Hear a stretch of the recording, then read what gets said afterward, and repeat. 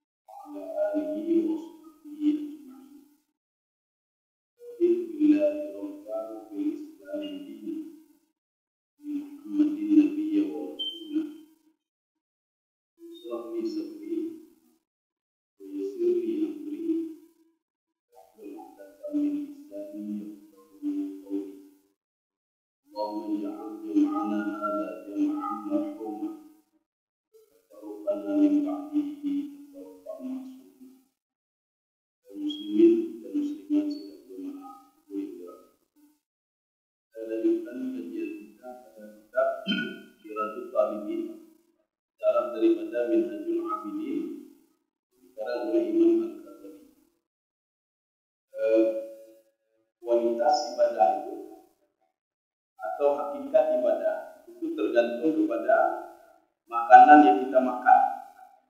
Jadi makanya seseorang itu tidak menikmati ibadah apabila makanan itu haram. Ini sudah kita bahas dua pertemuan yang lalu. Kemudian kalau kita mengkonsumsi yang haram, maka itu sudah jelas ibadah itu tidak nyaman.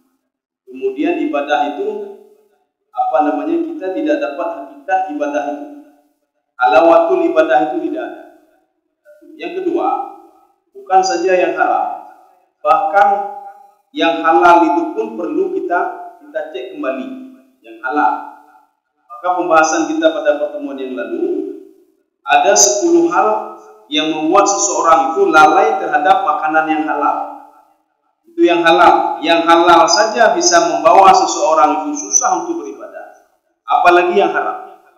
Jadi kita sudah membaca ada 5. Jadi tinggal 5 lagi. Kenapa kita harus menjaga sesuatu hal yang halal?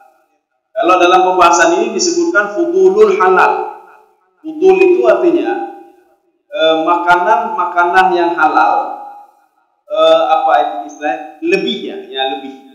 Jadi arti lebih sudah berlebihan makan. Jadi berlebihan makan walaupun itu halal.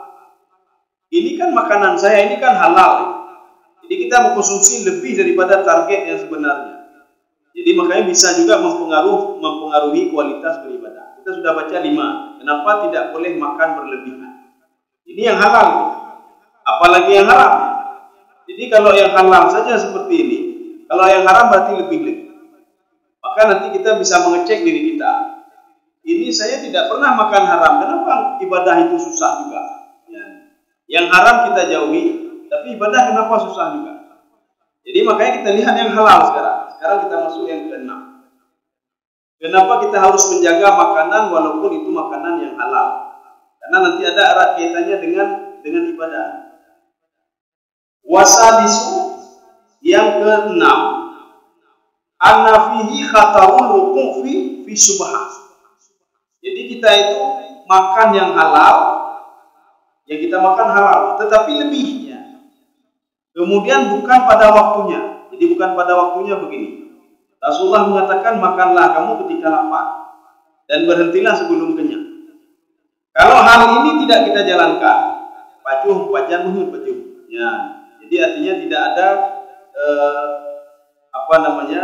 batasannya. Kapan harus makan, kapan harus berhenti. Dalam Islam kan sudah diajarkan.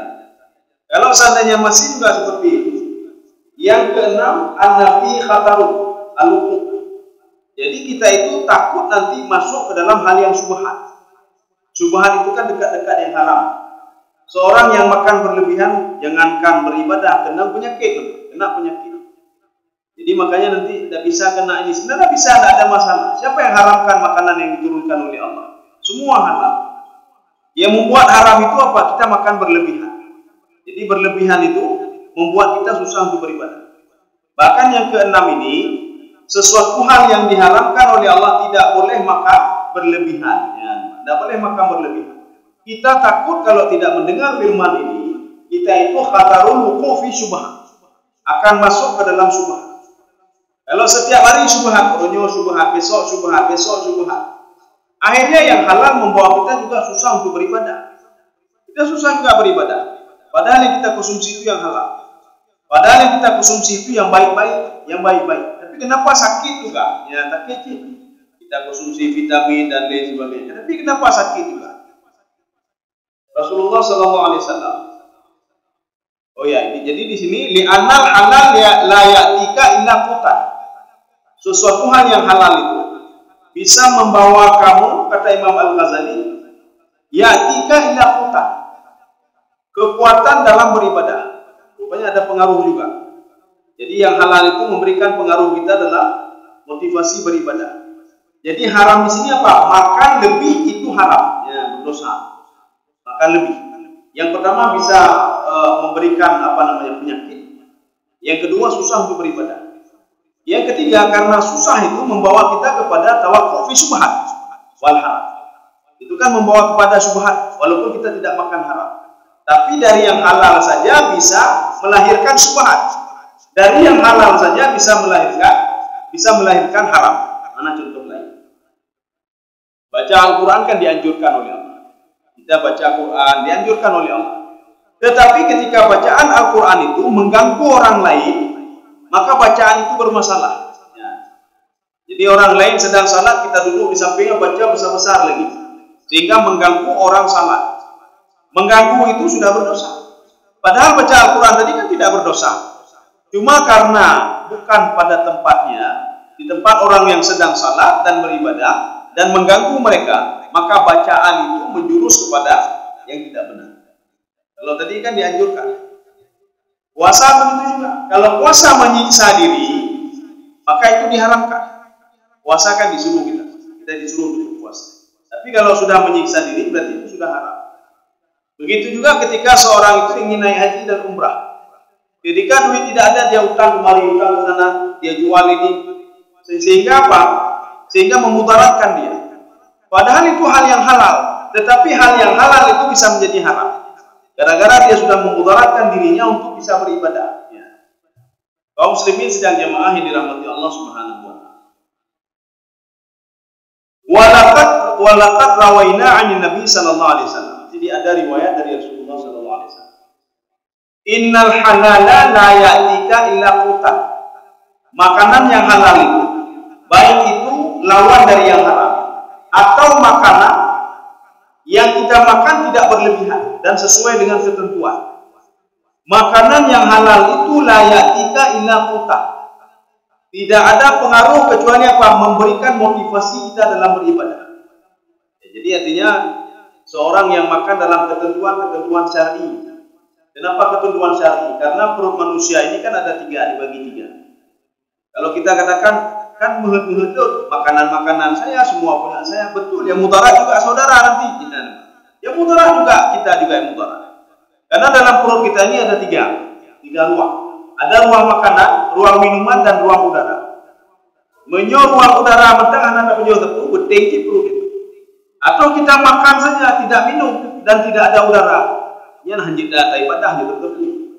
Atau ada makan dan minum, udara hendak itu boleh, itu pun susah beribadah. Maka tiga-tiga ini harus ada. Sepertiga makanan, sepertiga minuman, sepertiga udara. Mobil dan yang lain-lain kan begitu juga. Jadi tidak over ya. Kalau over nak mau jalan ya. Begitu juga manusia. Kalau sudah banyak sekali makanan, ibadah.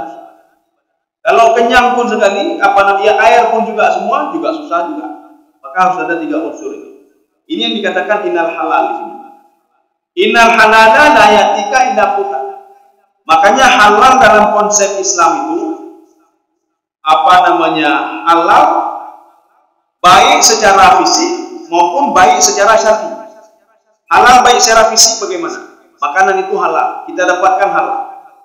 Halal secara ini, jadi secara batin. Jadi halal secara batin, halal seperti yang sudah digariskan oleh Allah. Yang kedua halal secara fisik. Artinya apa? Kita ketika makan itu tidak memberikan mudarat kepada kita. Itu makanan. Jadi bukan halal dari yang kita dapatkan saja. Makanan ini halal kita beli, tetapi mudarat nggak bagi kita. Berarti kalau mudarat itu juga bermasalah. Makanya ketika Ashabul Kahfi mengatakan, tolong beli makanan azka ta'aman. Belilah makanan yang bagus. Bagus itu apa artinya? Halal dan baiknya. Jadi bukan halal saja. Ada makanan halal, makanannya halal, tapi cara mendapatkannya haram. Kambing halal, tapi kita mencuri punya orang lain. Kambing itu halal, tetapi kita memperolehnya dengan menipu orang lain. Berarti itu juga namanya haram. Walaupun kambingnya halal, tetapi cara memperolehnya haram. Jadi yang dimaksud di sini innal halala la yatika illa qutan. Dalam hadis Rasulullah, sesuatu hal yang halal itu, baik itu kambingnya halal atau cara memperolehnya halal, itu akan membawa kita termotivasi dalam beribadah, kekuatan dalam beribadah. Maka kalau seorang malas dalam beribadah itu perlu dipertanyakan. Berarti ada yang haram yang dia lakukan. Oh, saya tidak makan haram, cara kita peroleh mungkin. Oh, saya memperolehnya dari yang halal, berarti lebih dalam makanan kita makan. Jadi makanan itu sudah berlebihan. Kaum muslimin sedang jemaah dirahmati. Wal harama yatika juzafan. Kalau kalian makan yang haram, kata Rasulullah, akan membawa kalian itu malas untuk beribadah. Jadi lama-lama malas beribadah. Akhirnya apa? Kita meninggalkan ibadah itu. Karena ibadah lain. Kenapa? Karena susah ibadah itu. Demikian pula maksiat. Kalau orang sudah banyak berbuat maksiat, maksiat itu mudah bagi dia. Ya, demikian pula ini. Kalau dia berbuat makan yang haram itu, ibadah itu susah bagi dia, makin susah bagi dia. Di kebalikannya, maka Rasulullah menyuruh kita untuk makan makanan yang halal dari dua segi. Artinya halal dari segi benda itu sendiri, dan halal baik untuk tubuh kita, tidak memberikan mudarat. Bagaimana caranya? Jangan makan berlebihan. Ini yang keenam. Sekarang kita masuk yang ketujuh. Wasabi'ah an-nafihi syaghlal qalbi. Kalau kita banyak makan, berlebihan dalam makan, belum mulut. Baju mana? Apa baju-bajunya? Perut kabuteng dia perut. Kakaknya hanapai itu boleh. Mungkin kalau ada tempat lain, tempat lainnya tempat lain memang segitu. Ini seperti yang Rasulullah katakan apa? Sekaya apapun seorang itu, sehebat apapun seorang itu, yang dia pikirkan cuma perutnya saja, kata Rasulullah. Perutnya cuma segini, kata Rasulullah. Ya, dibuat isyaratnya. Artinya saya punya perusahaan, saya punya emas, tambah emas. Anak yang baju humung hemat. Tak mau dia makan emas itu. Makan dia baju humung dia tak ada. Saya mobil saya hebat, tak mau dia makan mobil itu. Setelah dia lapar, dia ngomong dia lapar. Kita cari makanan dulu. Jadi makanan. Setelah perutnya kenyang, baru dia ngomong lagi. Saya hebat sekali anak, saya hebat. Setelah kenyang, nggak ngomong lagi, dia cari makan lagi. Itu yang sebenarnya kata Rasulullah. Walaupun sehebat apapun seorang itu, yang dia pikirkan cuma perutnya saja. Ya. Jadi artinya nggak begitu besar perut. Maka bagaimana cara kita untuk memanage perut ini? Karena perut ini kata Imam Ghazali sumber dosa di perut. Ya, sumber dosa itu di perut. Seorang, saya tidak melihat maksiat, saya tidak berbuat ini, saya tidak berbuat, tapi makan haram, ya makan haram, atau berlebihan dalam makan. Maka di situ bisa membuat kita susah beribadah, dan mudah untuk berbuat maksiat. Maka yang ketujuh ini, an-nafiha syaghlal qalbi. Kalau kita makan sudah berlebihan, walaupun itu yang halal, maka akan membuat hati ini lalai. Ya. Cuma makan banyak, hati ini nak pikir lagi dia ibadah. Hati ini terpikir apa? Kapan ada lagi seperti ini, makanan seperti ini. Tengok bidana makanan ini, enak juga kuliner ini. Bidana enak juga kuliner ini. Ibadah lagi begini. Maka ketika kita dalam perjalanan jauh dengan mobil, kita berangkat dari sini berangkat ke Medan. Sebelum berangkat sudah tanya, makan pagi di mana? Ya makan di KM. Makan pagi di mana? Makan siang di mana? Makan malam di mana? Itu belum lagi nanti tambahan-tambahan menu dan lain sebagainya. Ya fikir makanan, hanya fikir ibadah. Kenapa hanya fikir ibadah? Karena sudah terbiasa dengan makan-makan seperti itu, melebihi dosis, sehingga dia berpikir di kepala dia makanan saja. Hati ini sudah tidak pikir ibadah. Maka tidak pernah di hati ini bertanya kapan, di mana kita salat zuhur nanti, di mana kita salat asar nanti, di mana kita salat isya nanti. Ada dipilih. Yang pikir makanan. Belum sampai besok lagi, tapi makanan sudah ada di kepalanya.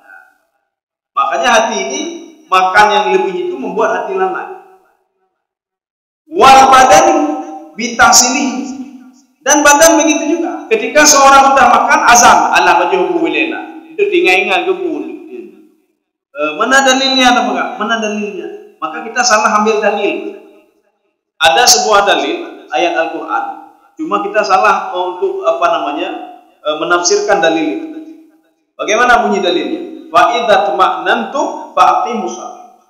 Ini terjemahannya. Kalau kamu sudah merasa tenang, maka salatlah kamu. Sebagian orang berpikir apa? Hai tak pajubu lebek ingatnya, ingat bu sedang temaya Allahu Akbar, ingat bu. Daripada tinggal makanan, makan dulu, ya. Daripada tinggal yang enggak pergi dulu ke pesta. Ya.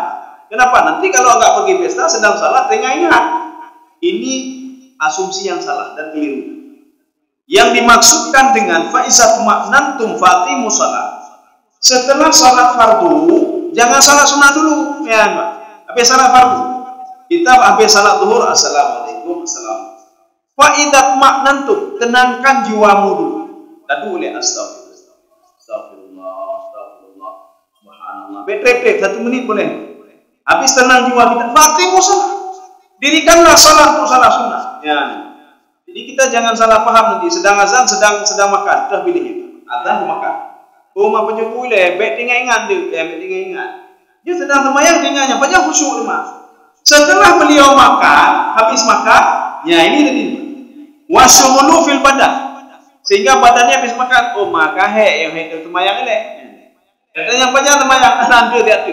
Nanti saya jalan kan perut sudah nih segitu. Lagi saya istirahat dulu. Ya itu.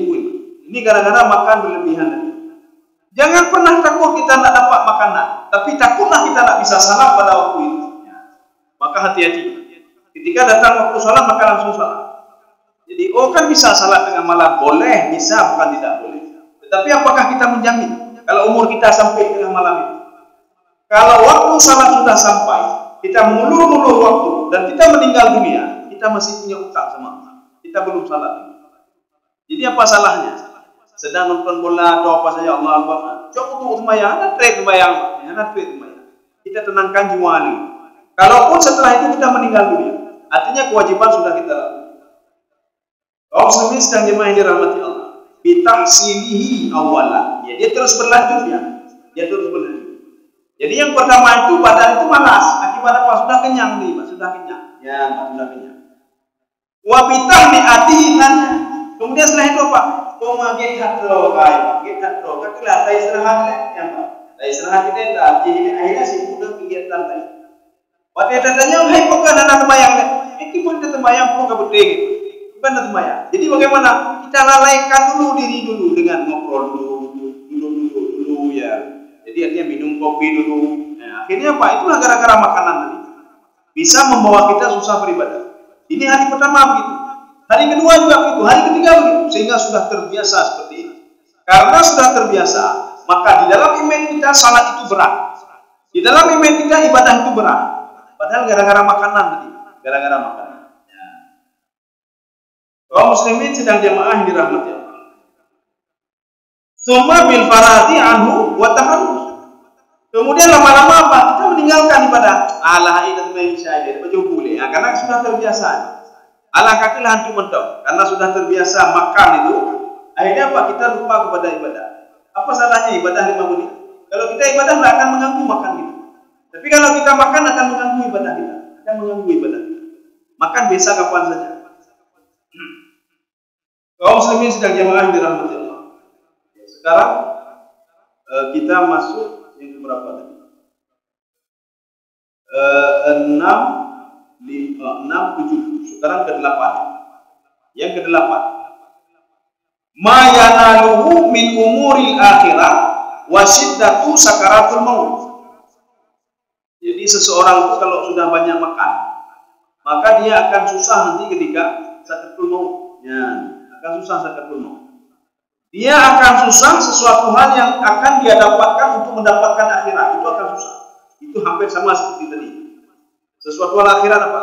Kita tidak terpikir lagi akhirat. Karena orientasi kita itu apa? Orientasi perut. Orientasi perut. Ya. Jadi artinya makan untuk hidup. Hidup untuk makan. Ya. Dua-dua. Makan untuk hidup, hidup untuk makan. Kalau sudah makan untuk hidup. Kalau tadi untuk apa hidup? Hidup untuk makan juga. Orientasi seperti ini, maka dia tidak akan terbayang lagi sama dia akhirat. Akhirat anak bayang lewatnya. Sesuatu hal akhirat seperti kematian. Maka dia orang-orang dengar, dia cerita mati, hai fikir mati. Urung katro ya kan tu katro. Hai tu mati, humbah mati gini. Yang penting kemangan. Ada fikir lewat.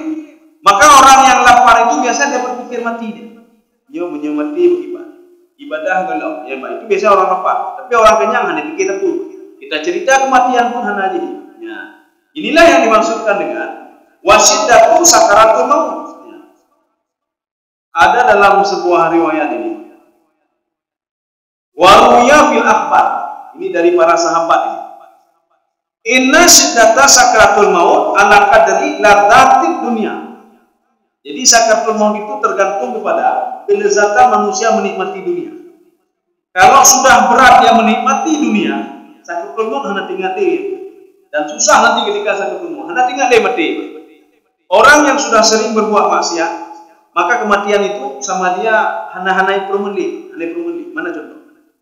Fir'aun hanai permuli kematian. Padahal sudah diajak oleh Nabi Musa alaihissalam, mari mempersiapkan diri, sembahlah yang menciptakan kamu, berikan rezeki. Hati kirim. Kenapa? Karena semua fasilitas sudah ada sama dia. Ya. Kapan dia pikirkan? Ketika dia waktu sakarat itu baru teringat dia. Waktu sakarat baru teringat. Maka makanan yang kenyang itu tidak membawa seseorang untuk berpikir kepada dia akan sakarat juga seperti itu. Maka orang yang terus-terusan hanya pikir sakarat mau, hanya pikir sakarat mau. Hai fikir je menyontek kelebihan perutnya tiba-tiba meninggal. Hai fikir, yang penting perut kaji. Katro, yang penting katro. Ini sudah terisi semuanya. Jadi makanya sesuatu hal yang akhirat itu tidak bisa diajak lagi dia, yang nggak bisa diajak kompromi lagi.